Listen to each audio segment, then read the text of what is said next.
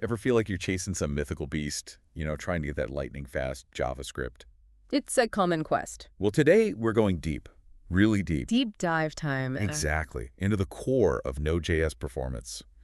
We're going to unlock those secrets to make your apps, well, maybe not scream with speed. More like a graceful sprint. I like that. Gracefully handle those data traffic jams.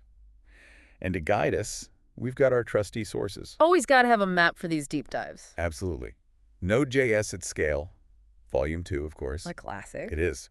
We've also got How JavaScript Works and Impatient.js. A good mix of practical and, well, maybe a little impatient. All right, so Node.js at Scale, they lay down a challenge right off the bat, don't they? They get right to it. No time to waste. It's like we all want those websites, those apps that just zing. Instant response. Smooth as silk. Exactly. Node.js is built for speed. That's kind of its thing, right? It's in its DNA. But then, bam, you hit it with these long, complex tasks. And suddenly it's like rush hour on the information superhighway. Gridlock. Total digital gridlock.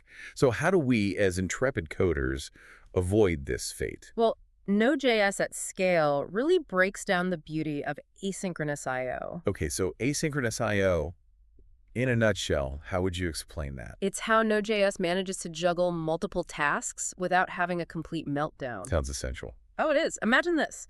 Most operating systems, they're actually designed to multitask. They can handle doing multiple things at once. Makes sense. I mean, it's what we do as humans, right? Juggling a million things. Exactly. But here's the thing. Synchronous code, that's like you order food online and then you just camp out by the door.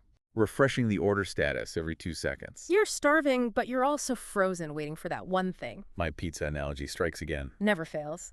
Asynchronous I/O, that's like you place the order and then you go about your day, you trust it'll arrive. You've delegated the pizza-making process. Precisely. Node.js does the same. Starts a task, like grabbing data, but it doesn't just stop and wait for it. It goes on handling other requests.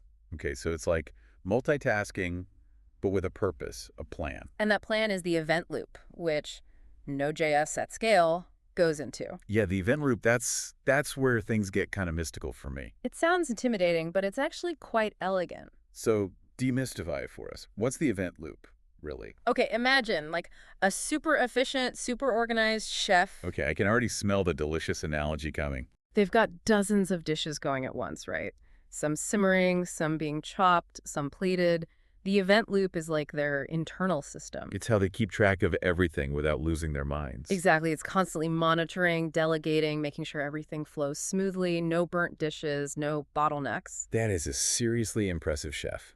And that's basically what Node is doing internally. In essence, yes. It's not just randomly switching between tasks, it's orchestrating them for maximum efficiency. Okay, that's really cool. So for someone who's, knee-deep in Node code, what's the key takeaway when it comes to this whole event loop concept? Avoid blocking the main thread. That's crucial. Right, and Node.js at Scale, they've got that example on page 10, right? Fetching weather data for a server. If that fetching was synchronous, if it blocked everything else, disaster. The whole server would grind to a halt waiting for the weather report.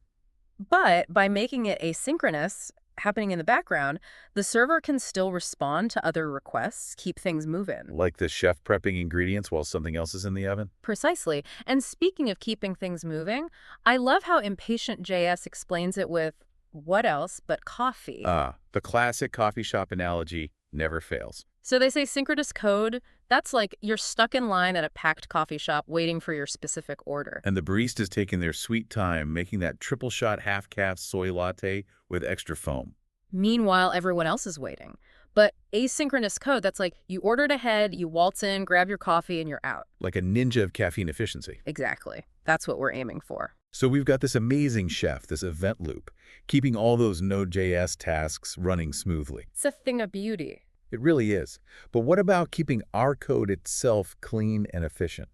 Good code hygiene, always important. Node.js at Scale dives into something that, honestly, I think every programmer at some point... They've got to face the music. Garbage collection.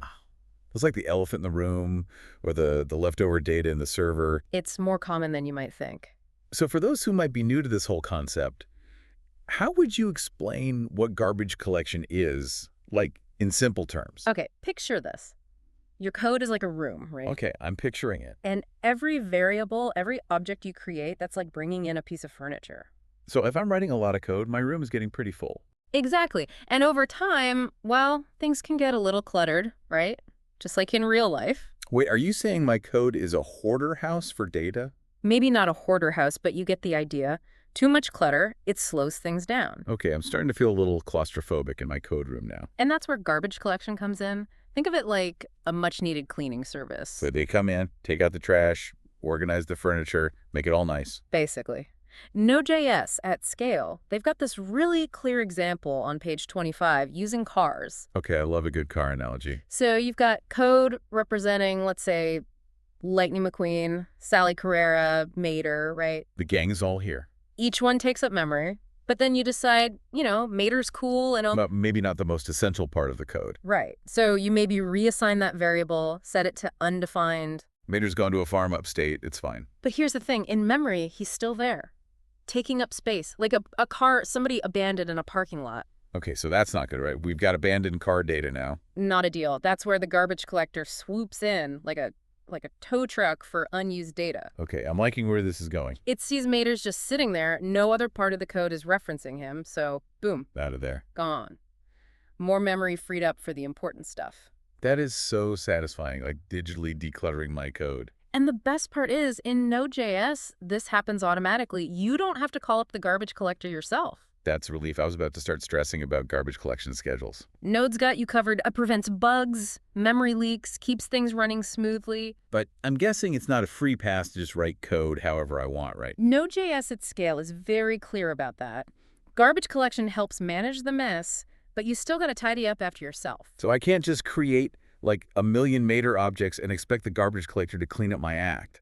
You could try, but it wouldn't be pretty. I'm imagining my code room just overflowing with Mater-shaped data. Not a good look. The takeaway here is understand how it works. It's a powerful tool, but like any tool, it's got its limits. So be mindful, be efficient, and let the garbage collector do its thing. Exactly. It's a team effort. Now, we've talked about how Node.js handles tasks, how it cleans up after itself, but what about the heart of it all, JavaScript itself? Time to delve into the language that makes all this magic happen. And let me tell you, JavaScript has its quirks. It's like that friend, a little eccentric. But you love them anyway. Exactly. But understanding those quirks, that's what makes you a better programmer. So JavaScript's got its quirks, that's for sure.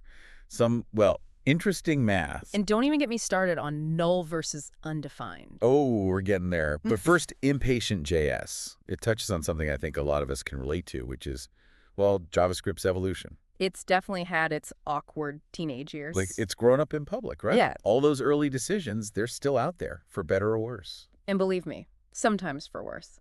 But Impatient JS does a great job of, they acknowledge the good with the, let's call it the character building aspects of JavaScript. That's what makes it interesting.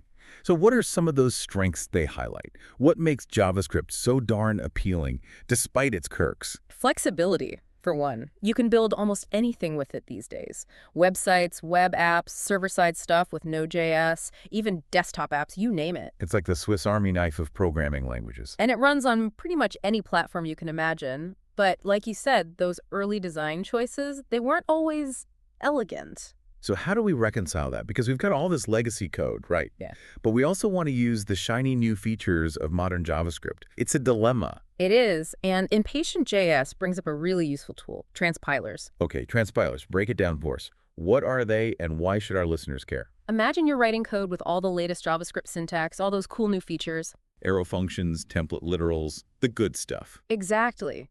But you need to make sure your code still runs on older browsers, maybe systems with older JavaScript engines. That's where transpilers come in. They're like the mediators, making sure everyone can understand each other. Precisely.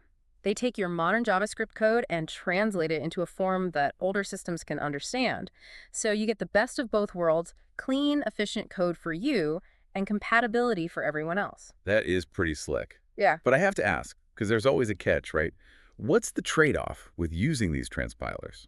You're right to be cautious. Impatient JS does mention that while transpilers are incredibly useful, you shouldn't rely on them blindly. especially in production environments. What kind of issues could pop up? Well, that translated code, it might not be as performant as code written specifically for the target environment. So it's a balancing act, like so many things in programming. Convenience versus potential performance hits. Exactly. And it all circles back to what Impatient JS emphasizes throughout the book, which is write excellent, clean, well-structured JavaScript code from the get-go.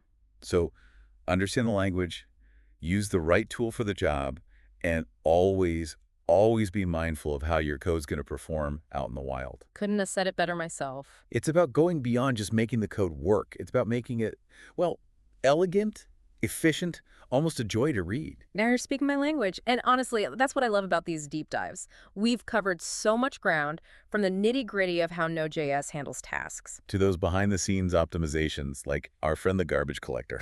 and then all the way to the quirks and the evolution of JavaScript itself. It's about understanding the tools we use at a deeper level, right? Yeah.